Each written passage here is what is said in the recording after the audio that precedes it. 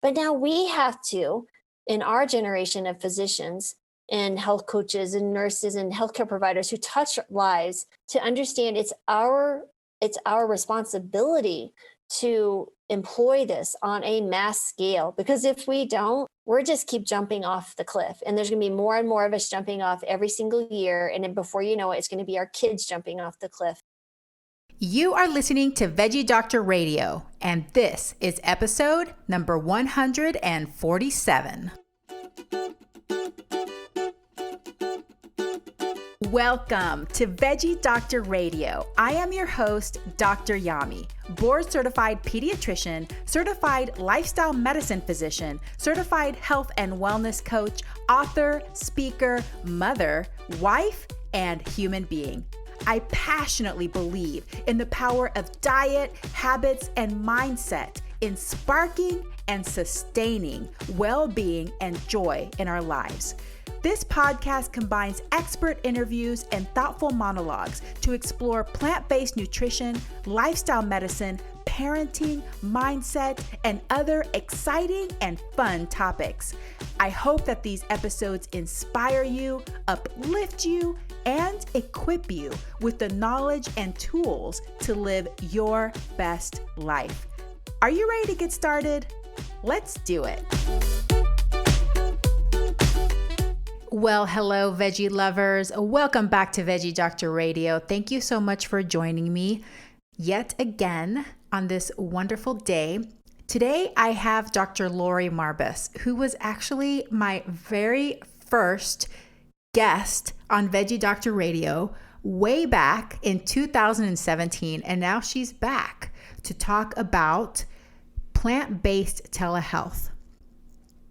So remember that the information on this podcast is for informational and educational purposes only. It is not meant to replace careful evaluation, treatment by a healthcare professional. So if you have concerns about you or your child's eating, nutrition, or growth, please consult a health professional, which is perfect because we're going to tell you about how you can access one virtually. So let me tell you about Dr. Marbus. Laurie Marbus Md, MBA is a double board certified family medicine and lifestyle medicine physician who has been utilizing food as medicine since 2012. Previously, she created a new medical model combining the power of nutrient-dense foods and intensive clinical psychological therapy to treat not only food addiction, but also chronic disease. She was the first managing editor for the Plantrition Project's International Journal of Disease Reversal and Prevention. The journal is focused on bringing plant-based research to the forefront of modern medicine and to the general public. She is also the co-founder of Healthy Human Revolution, whose mission is to provide resources that will empower individuals with the knowledge, tools, and mindset to successfully adopt and sustain a whole food, plant-based diet. She is also the co-founder of Plant-Based Telehealth, focused on the prevention and reversal of chronic disease utilizing lifestyle medicine. This new service provides access to plant-based lifestyle medicine across the United States. She currently holds 48 state medical licenses plus DC across the United States, with the last few pending. I just saw on her Instagram today that she was granted the 49th, so just one more to go. She is also the wife, mom of 3 grown children, host of Healthy Human Revolution podcast, author, speaker, and avid runner. So in this episode, Dr. Marbus and I talk about what's been going on in her life since the last time we chatted on Veggie Doctor Radio. We talked about plant-based telehealth, how it can revolutionize lifestyle medicine, what she envisions and hopes for the future, what surprised her the most about providing this type of service, things that seem like they are easier than she thought they were or harder than she thought they were going to be, and what kind of experiences that she's been having as a physician with this new way of practicing medicine. What trends has she been able to see in this space? And what are the common obstacles that her patients experience? And then we talk about medical licensure and some of the things we wish were happening in that space, and how difficult it has been for her to get a few of those licensees. So it's a really great conversation. I think you're going to learn a lot about what it takes to try to help more people in a broader way. She's had to go through a lot of hoops, but I really commend her for being so dedicated and so passionate, and for doing this work so that she can help more people. And if you are looking for a provider, if you have a chronic health condition and you're wanting a consult from a plant-based doctor, a lifestyle medicine physician, and you don't have that in your area, if you are in 49 states, you have access to plant-based telehealth. So there's only one state right now where she doesn't have a license, and it's not just her, but a few other colleagues that are practicing with her. I hope that you're going to enjoy this episode, get something from it, and if you need these services, use them or refer other people to them. So veggie lovers, thank you so much for being with me. And now on to the episode.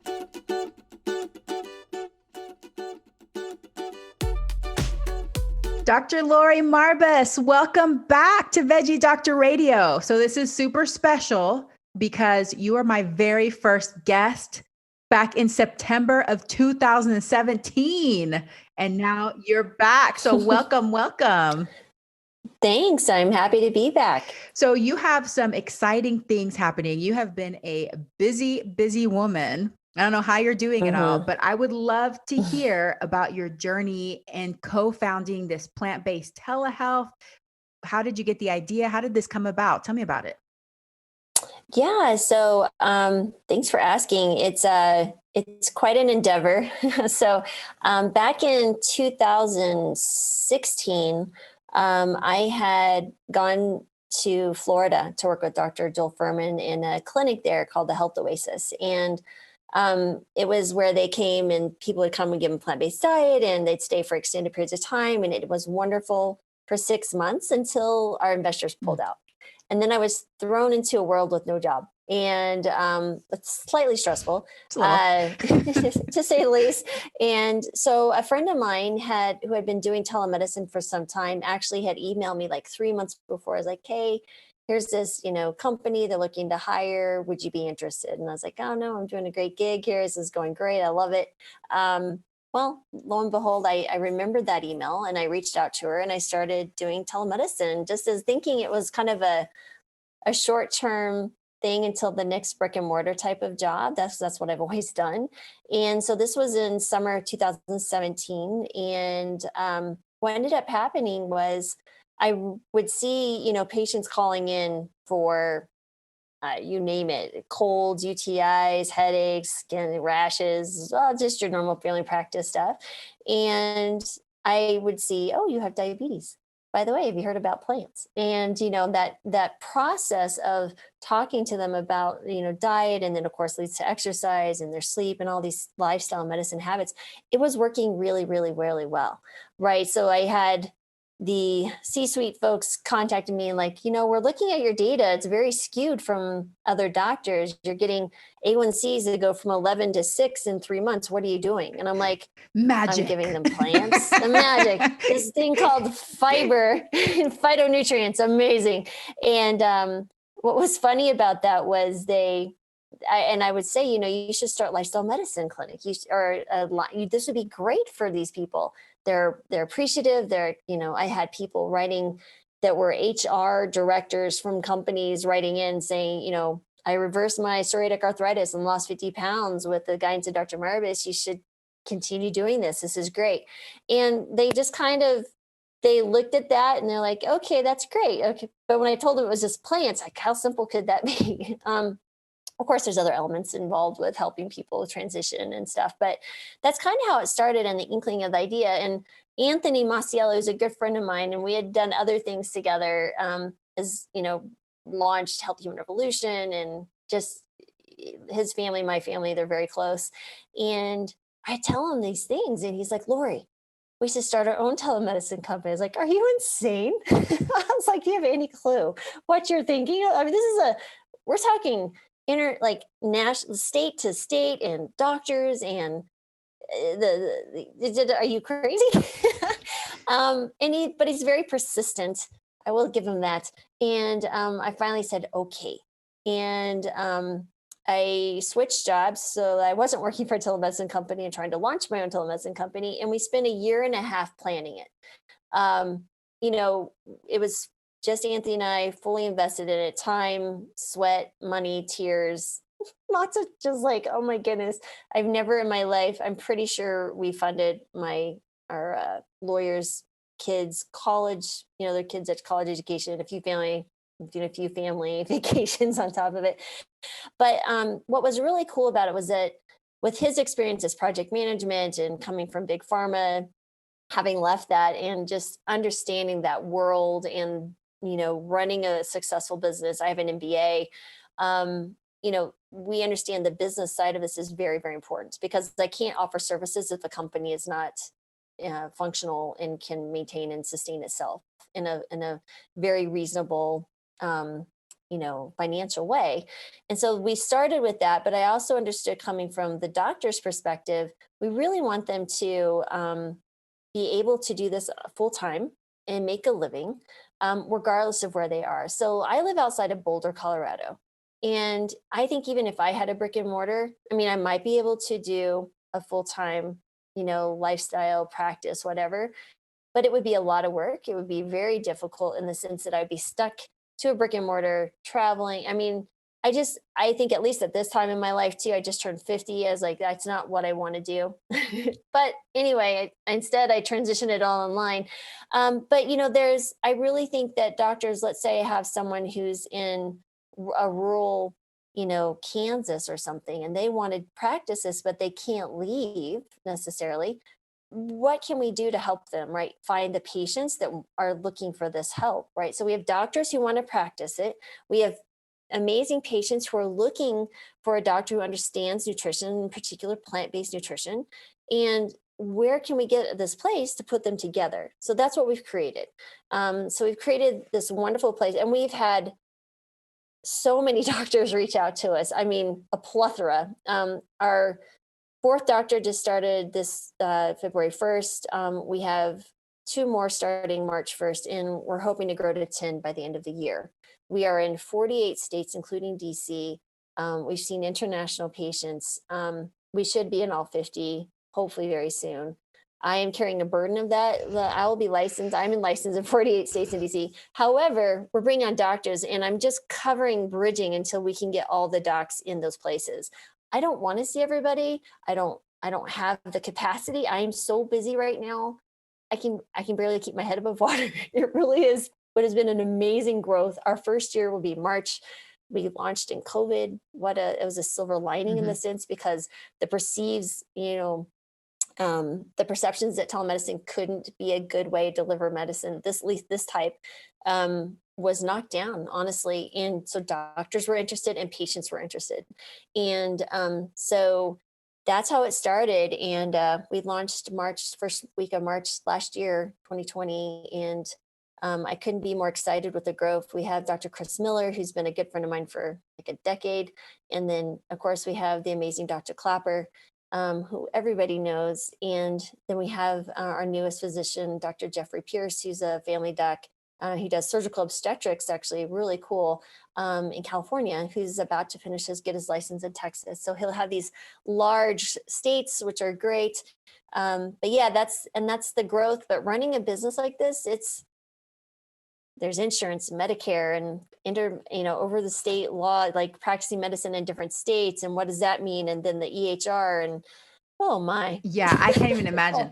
But I think it is really funny how you launched right at the beginning of the pandemic. It almost seemed like it was planned that way. But of course, we only see what we see. And the reality was you were working on it for years beforehand. It just happened to be that this perfect, like it just launched it right at the perfect time. We're like, oh, now that everybody actually is more open to telemedicine, it just seems to make sense. It just paved the path for this opportunity that we probably should have been doing more of. But I think in medicine, we just get stuck in these old ways and we don't innovate enough. Don't you think that we're just not innovative enough as physicians? Yeah, I think so. When I first started the telemedicine back in 2017, I was very nervous, honestly, because I'm like, I'm a hands-on family practice, all sorts of stuff. And to rethink how to deliver quality medical attention was really, really important. And I learned so much. One, just about how to speak to a patient was actually, I think, better this way, right? Because I'm looking at the computer at them. I'm not looking down on my computer trying to type something as they're speaking. Because, if you're seeing 20, 25 patients a day, it's really hard to remember everything without taking some notes during the process. I mean, that's just the way it is. And now I've always been able to type and look up. So now I'm just typing and listening. As I'm listening, I'm typing it out. It's almost like I'm paying attention more. It's like, it's a fascinating thing, but the patients really love it. It's in the convenience of their own home. I get family members all the time, they like, oh yeah, I forgot this medicine. And, they're showing it on the screen. It's right there.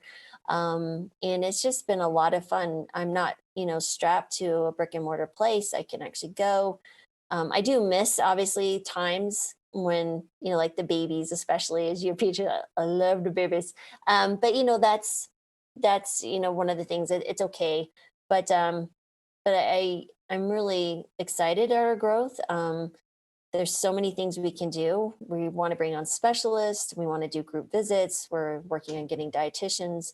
And so the practice, we want it to be thriving. We want to show the data and the evidence that this is an amazing thing to do across this country. And I've had people call from South Dakota. There's plant eaters in South Dakota, guys. Well, I want to know, what are the two holdouts? Because you've been trying to get licensed in all these states, seems like forever. So what are the two states that are just really hard to get licensed in? Tell us. It's giving me pumping my headache right now just thinking about it. It's Massachusetts and Indiana. So if y'all know anyone, seems like this shouldn't be that hard. No, I was warned back in 2017 when I started collecting these licenses. Because obviously the more licenses you have, the more patients you can see. Because you have to be licensed, a physician has to be licensed in the state where the patient is located at where they're physically located at the time of the appointment. They don't have to live there. They can literally, I've had patients before I got my Oregon license, they would drive to Washington State, an hour away, just to talk to a plant-based doctor. Seriously, this is crazy. But anyway, it's Massachusetts and Indiana. They require, medical licensing is, some of it is really easy. New York took me 3 weeks. California, 6 months. Massachusetts, well, we're going on month 8. So, when you look at that, what it is, everyone requires fingerprinting. They require you to have all of your school records be sent. And then they have, if you have multiple licenses, they require every state. Okay, think about it. Every state has to send in a separate, the state has to do it. I can't do it. A verification that I have a license that's not compromised in that state. So Massachusetts, they delay. And then they do something and they're like, oh, she has 5 more states. Well, now we need those 5. Oh my goodness, you're killing me. So, but yeah, and that's what Indiana, and so you have to have cooperation from multiple state licensing boards to do that. So I'm sure someone who was just applying for Massachusetts would have had it by now. But yeah, and then their documents expire and you have to redo it. It's just, I've been fingerprinted more than most criminals. I'm telling you. Well, then my career as a telemedicine doc is over before it began, because I had to send in 8 sets of fingerprints to Washington State when I got my license here, and finally they just gave up. I'm really difficult to fingerprint. I have these really fine finger, their lines are not very deep. And on my iPhone, I have the version you do your thumbprint, and half of the time I can't get into my own phone. So it's over. Nope. I can't be licensed. Louisiana took 3 sets. Louisiana did. And I have this, and they're like, oh, your fingers are so dry. I'm like, I don't think so. They're like, what have you done to your fingerprints? I'm like, nothing. I haven't worked hard manual labor or anything. So, yeah. Anyway, I feel your pain. Well, I kind of want to take a little second and talk about this, because especially with the pandemic, we have had this increasing need for patients to be connected with physicians. And it is very frustrating that we have the rules we do. not just for physicians, but for mental health. I mean, there's some great therapists in other states, but they can't see you because they're licensed in another state. So I'd love to hear your thoughts about, all this bureaucracy and all of these policies. What do you think should happen with all of this? I mean, and do you think it's possible that someday we will have universal licensing? Oh, we do this out of medical school. We take step 1, 2, and 3. We have all taken this test, these series of tests showing that we are competent to practice medicine in the United States. But then each state, because of their autonomy, has these different rules and regulations.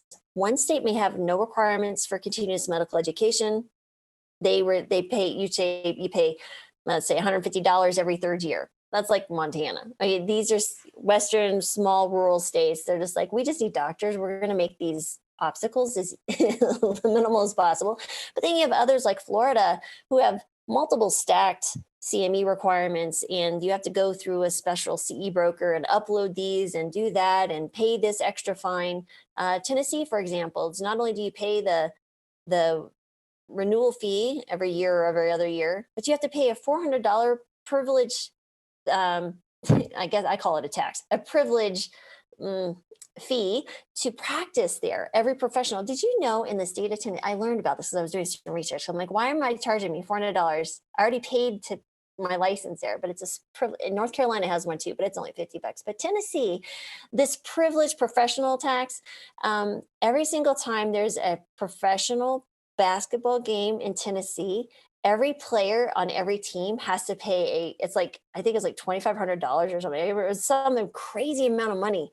So I'm like, why would you ever go play national? Seems like Tennessee should be rolling in the dough.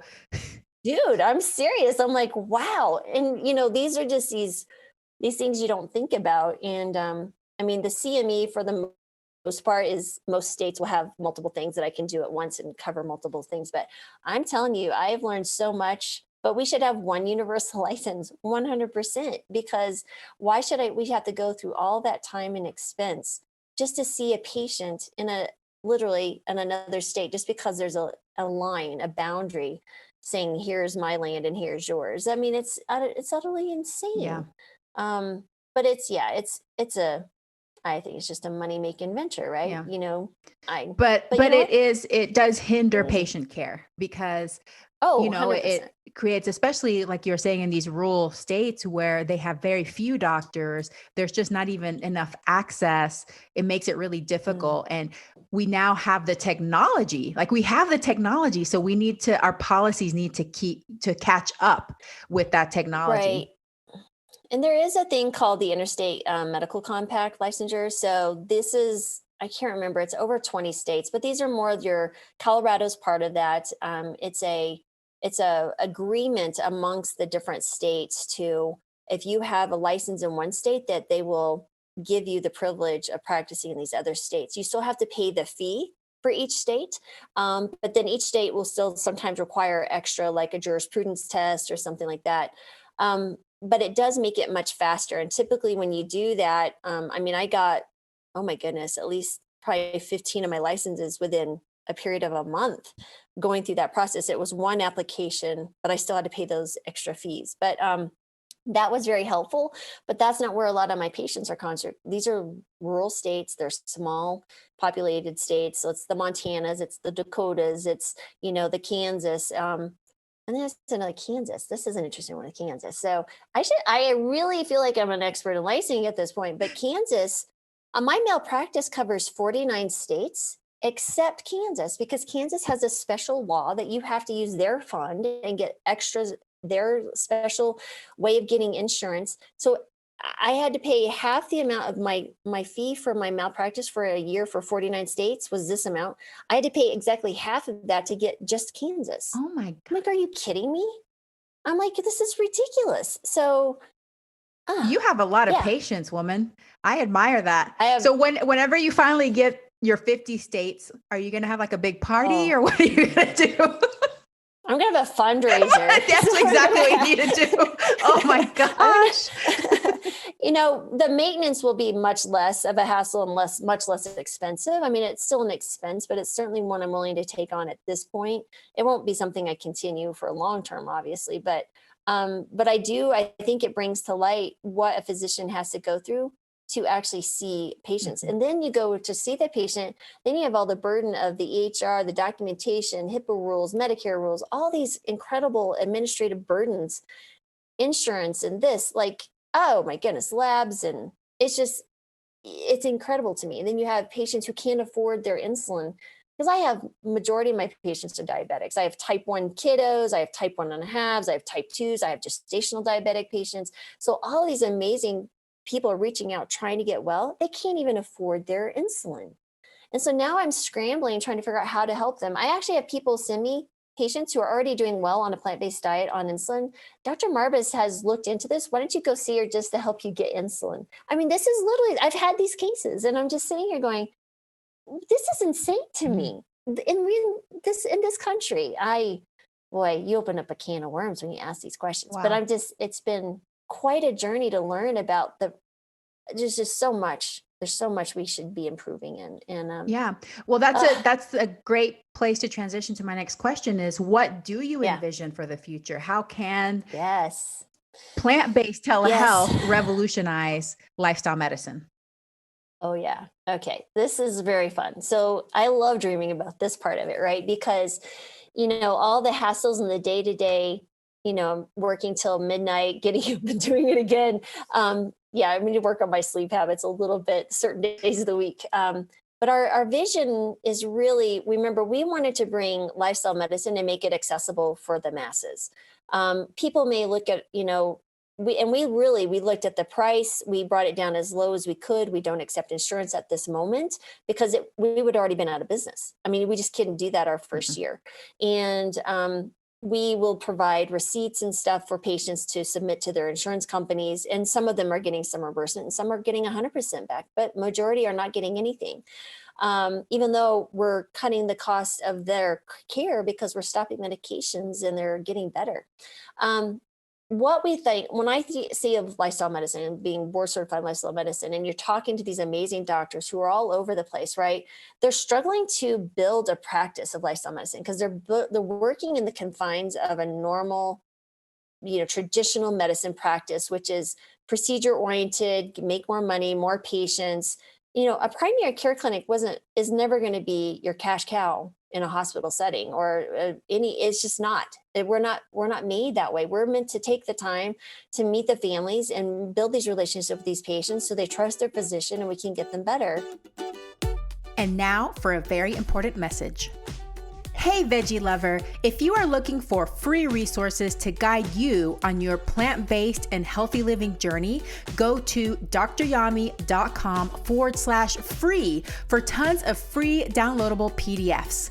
Hundreds of people have taken advantage of my tips to help them reduce meat and dairy consumption, navigate eating out, and build satisfying plant-based meals. Download one or download them all, and don't forget to share with friends and family. dryami.com/free. And now back to the episode. Now that we have a lot of hospitals owning practices or groups, they got to generate income. So it's more patients or procedures because that's what insurances will reimburse. And so they're really struggling to build the lifestyle medicine practice and get the momentum to see the changes that can occur in a community, right? So part of what I'd really like to see is when you're looking at lifestyle medicine advancing in the United States, the only way we're going to get this moving in a quick fashion, which we have to because we are dying of these chronic diseases at a faster rate at a younger age every single year.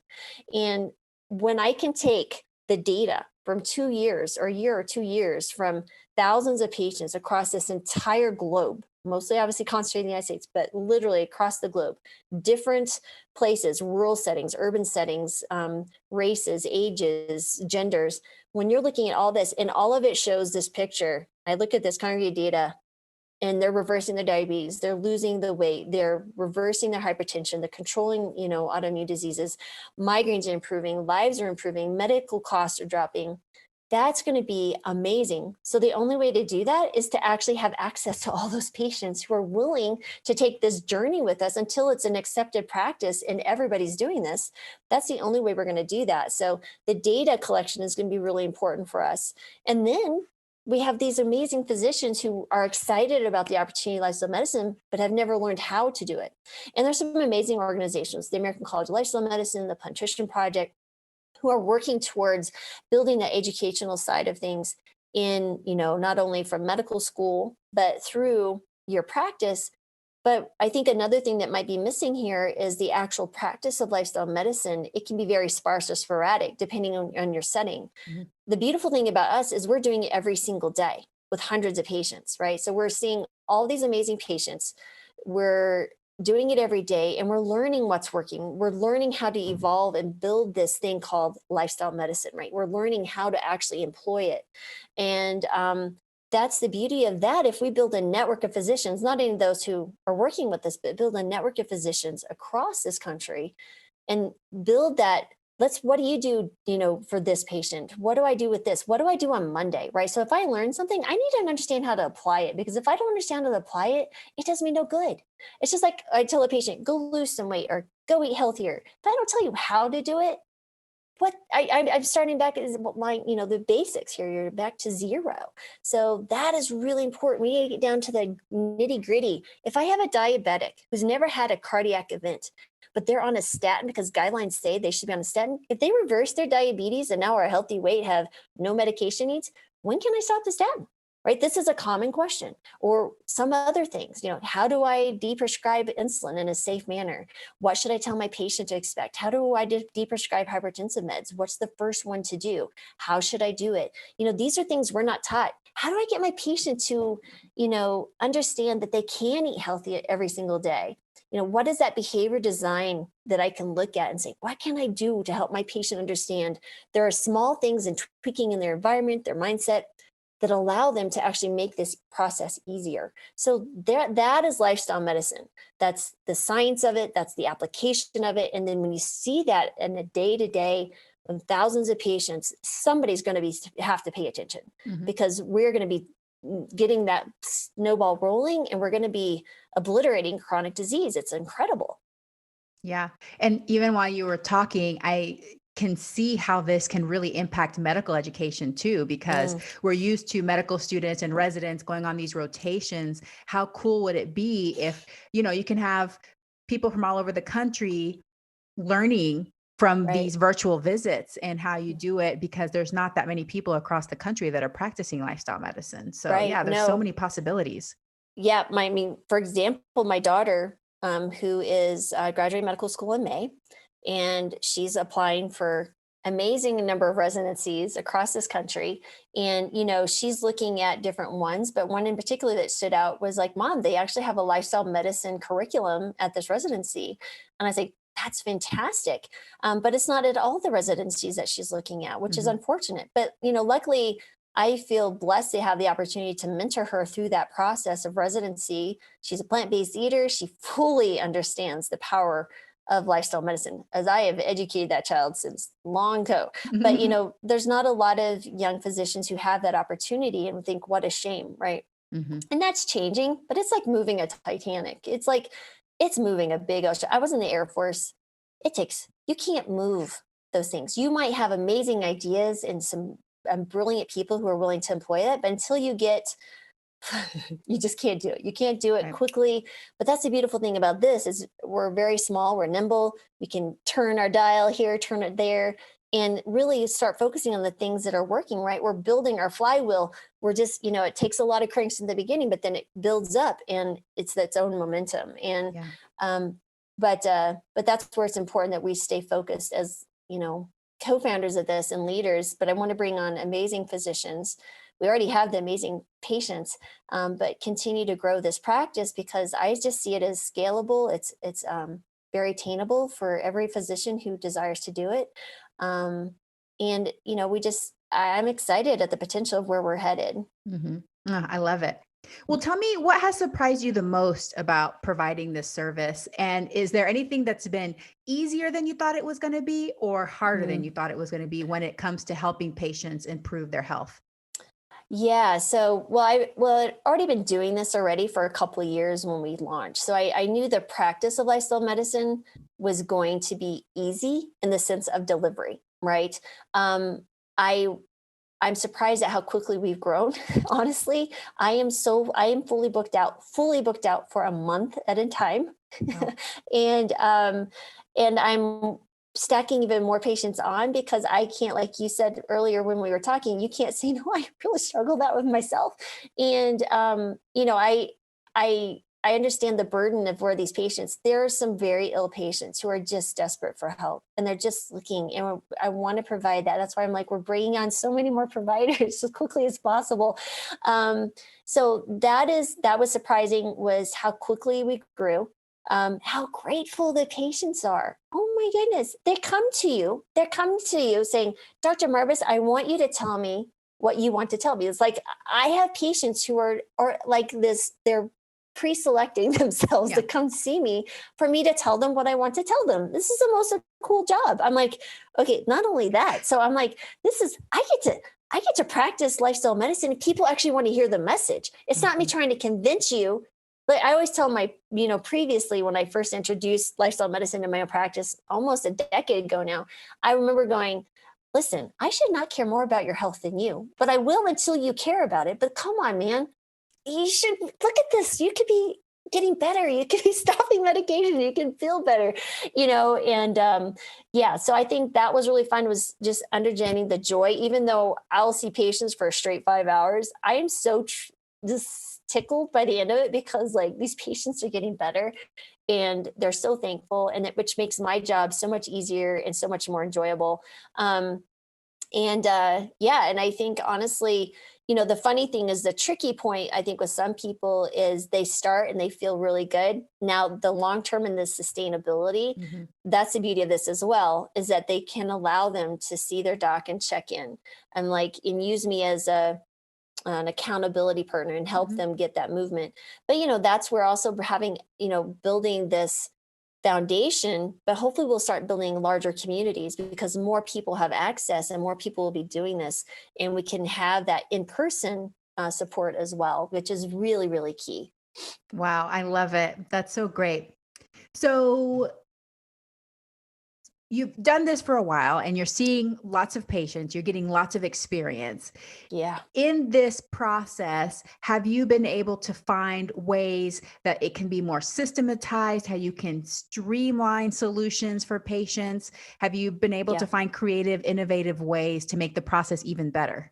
Yeah. I think, that is where the practice of lifestyle medicine is evolving, right? So I feel, honestly, I think we're going to be the experts in the actual practice of lifestyle medicine. I think we will be leading in that field just because of our experience and our access to patients.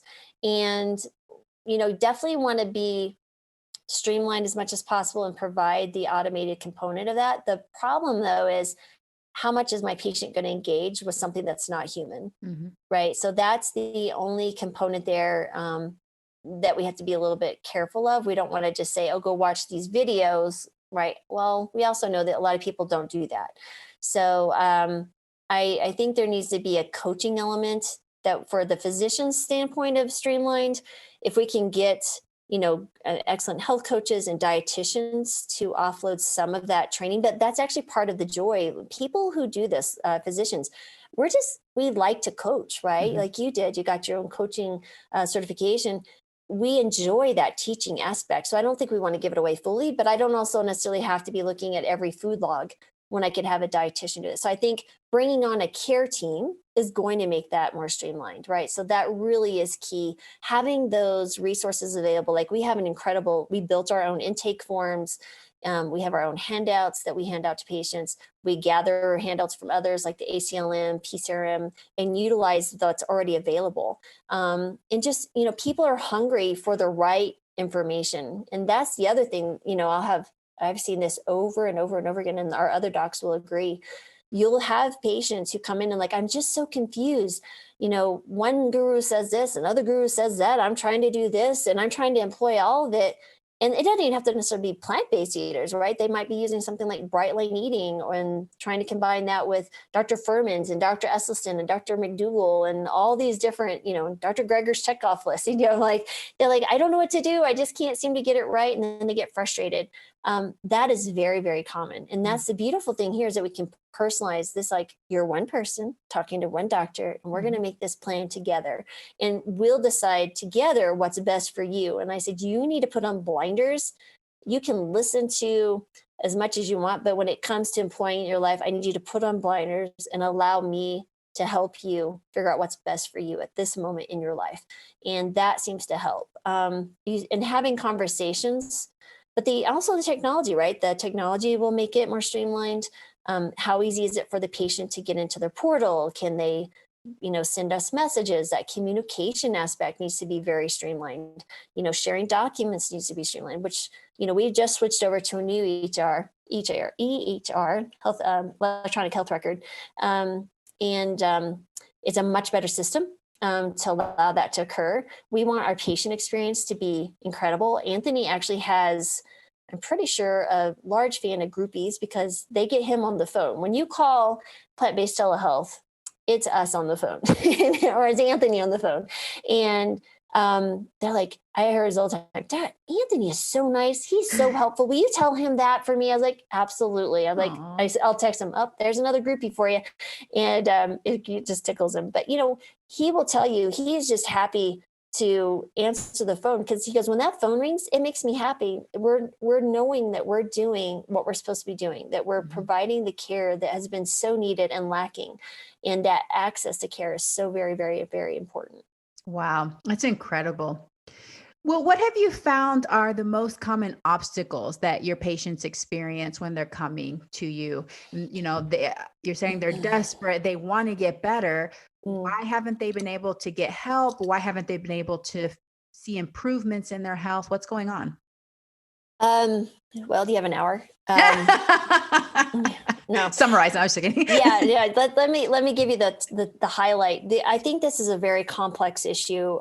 First of all, they're working with, I'm sure, incredible physicians, but these physicians are lacking in education of some very powerful tools, right? I tell my patients, don't blame your doc for not being able to share this message if they don't even know what tools are missing from their toolbox, right? If they were given these toolbox in medical school or in residency, that's a different story, should they choose not to employ them.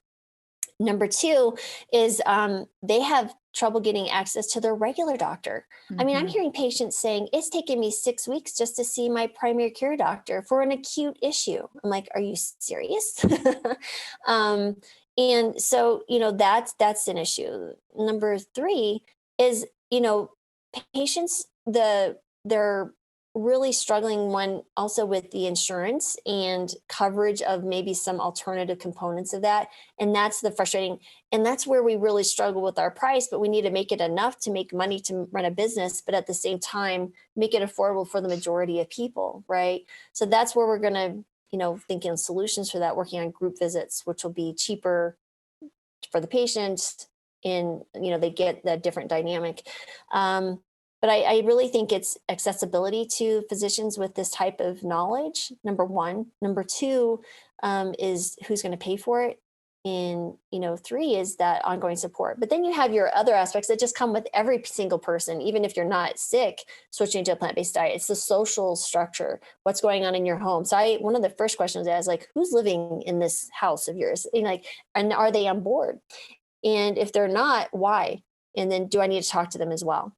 And I'm happy to take that burden. I tell people I got broad shoulders. I'll be happy to have these uncomfortable conversations for you.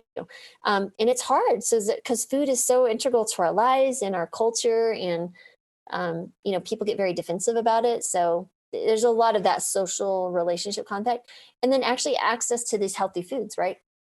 I think people really struggle to understand how to cook foods that are available to them in their community. But there are a lot of people in this world, in this country, who don't have ready access to healthy, unprocessed, whole plant foods. And I know even when I lived on western side of Colorado, I mean, we had a little grocery store in our little town, but the produce was horrendous. It was very limited. My nearest one was, 20, 30-minute drive. And if you didn't go to that one, it was an hour drive away. And so there's those type of things as well. And then how to actually cook these foods. How do you deal with like a family who doesn't want to, or at the time, right? How do I cook this and how do I save time in the kitchen? So that's where the Healthy Human Revolution comes in. And that's where we've built these resources to help the how to implement this on everybody, kids, which you've even reviewed my course for me, which is awesome. And, how to cut time in the kitchen. We talk about mindful eating. We talk about social pressures. We have recipes, movement, all of those things. And, but yeah, it's just building those resources and having them readily accessible for patients. Wow. Yeah, it really is very complex, but I agree. I think access is just so low in this country. And I started my own practice with this format that my patients would have access to me. They have my cell phone number, and it really decreases stress in general. I feel like a lot of practices, because they are overwhelmed, because they have so many patients, there's like this multi-layer blocks for patients having access, and it creates this desperation. And, I just wish that we could change the system. But like you said, that's not going to change quickly or today or tomorrow. So we have to find other solutions. I'm glad that you guys are doing what you do. Real quick, before I ask you about Healthy Human Revolution, because I want to talk about that. How long is your average visit, and how many times are you seeing each patient? I mean, are you seeing them multiple times, or you're just seeing them once? Tell me a little bit more about that. It varies on the patient. The majority I'm seeing fairly regularly. I have some patients that I've seen, there will be 6-7 months, I see them every week. Right. So these are my very ill patients who are on insulin, Parkinson's, hypertensive meds, history of cardiac disease, they're sick.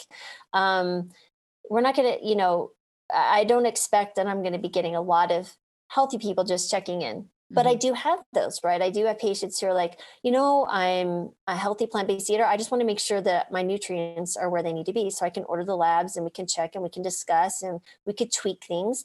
Maybe I have someone who's hypertensive. Recently, a really good one that she'd been plant-based for 3 years and couldn't get off her blood pressure meds, and her cholesterol just wouldn't change. So we tweaked a few things looking at her diet from understanding from my perspective. And her blood pressure plummeted and her cholesterol did as well. And so, those are just some very things that might take 3 visits or 4 visits. But there's others who require a lot more attention and time. And then there's others, maybe I'll see once a month. But majority of these I'm seeing again and again. But, my diabetics that have already reversed their diabetes, I'll see you in 6 months. Look at this. I'm already graduating you to a 6-month visit. And there's a variety, but the majority I'm seeing multiple times. And now for a very important message. Hey, mama, if you are feeling frustrated about mealtime battles, worried that your child isn't eating enough or eating enough vegetables, afraid that your child is going to get some awful deficiency or disease because of the lack of diversity in their diet, I wrote a book that might be for you. A Parent's Guide to Intuitive Eating: How to Raise Kids Who Love to Eat Healthy is available in paperback, ebook, and audiobook through all major online booksellers. Did you know that most children are born with the innate ability to eat the appropriate amount of food to satisfy their hunger and support appropriate growth? Despite this, parents are still anxious and confused about how much and what to feed their children. In addition, many children are labeled as picky eaters or develop behaviors such as hiding and sneaking food. There's also a growing epidemic of dieting behaviors and eating disorders beginning at alarmingly young ages. In my book, you'll learn the 5 pillars of healthy eating, how to apply intuitive eating through all the stages of development, lifestyle habits that support healthy eating and body image, troubleshooting and problem solving for picky eaters, overeating, and dieting behaviors, how to create and foster a healthy body image in your children, how exploring your own body image and relationship with food will help raise an intuitive eater, and what foods to offer your child at different stages of development.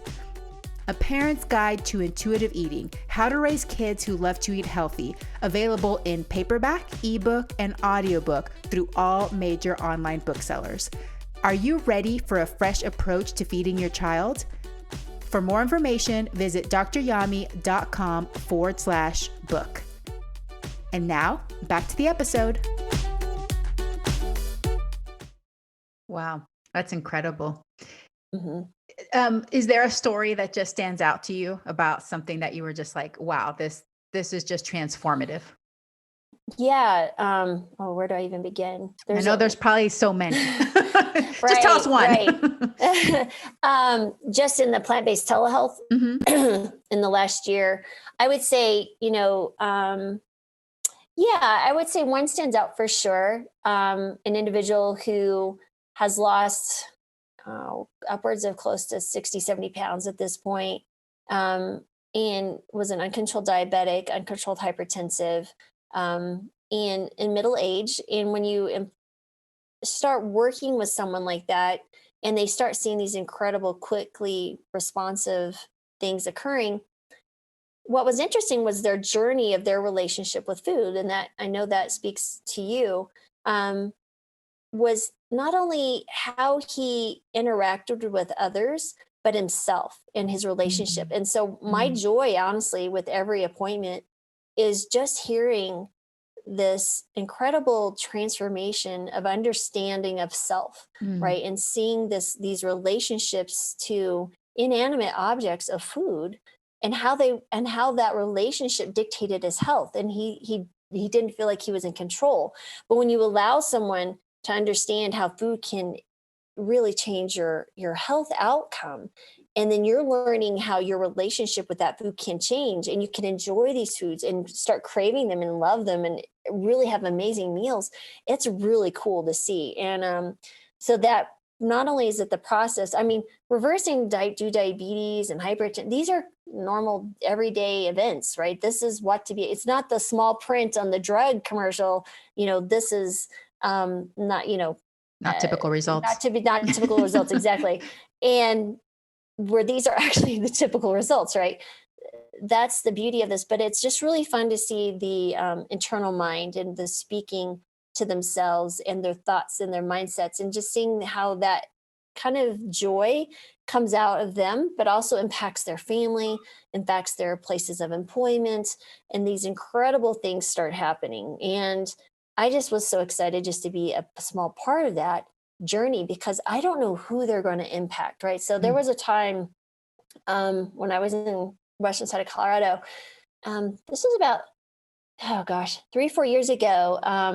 I had a patient, maybe 2 years ago, I had a past patient email me and it's like, "Hey, Dr. Marbas, I shared one of your podcasts with one of my friends from high school I hadn't seen. She had a debilitating autoimmune disease. And I shared her the podcast and told her about plant-based diet. She said, thanks. And I didn't hear again from her for a year.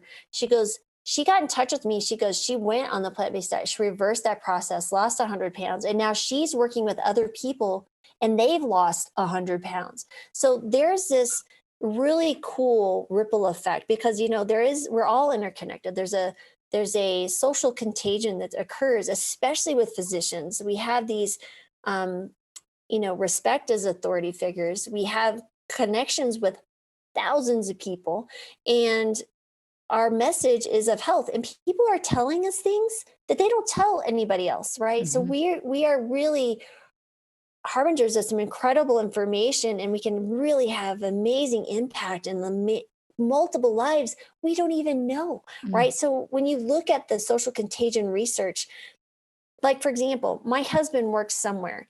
His boss's wife could affect my health. I don't even know whoever that is, but it's because of this relationship and the community that those health things are going to impact me.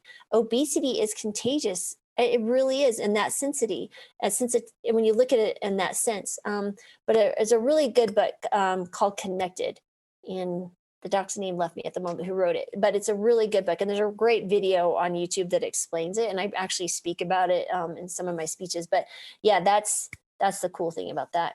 Wow, that gave me full body chills. And I just remembered how you always give the very best book recommendations. So I'm writing this down because I'm going to Connected. definitely read it. Yep. I But probably have it. it's true because as you were talking about this gentleman, the exact thought I had before you said it was that you created a ripple effect of well-being and joy. And that's Yeah. really what matters the most. Right. Because even that person you're referring to earlier, that maybe their value wasn't being healthy and you're just trying to shake them like, hello, I can help you get this, something that you Hmm. don't even know you want. Even if people don't really understand the concept of health, I think everybody understands the concept of well-being. Like, I Mm. want to feel good. I want to have joy. I want to be with people I love. And so this is like a huge gift that you're able to Hmm. give to this patient. And then they're able to keep on spreading it. And then someday we're going to have a world full of well-being and joy, and it will all be perfect. But until then, just keep doing your part. I don't think it'll be in our lifetime, but we could sure hope and pray. Maybe.